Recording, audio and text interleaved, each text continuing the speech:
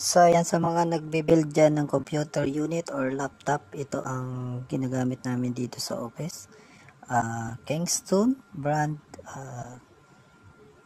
15 times speed faster. So, 256 gigabit to. At saka ito yung pinakabagong latest ng Kingston series. So, ito yung KC600 kasi meron E400. So, yan ang kulay nito ay kulay silver. So, yung isa is yung E400 series na Kingston din. 10 times faster lang yan. So, ito is 15 times faster.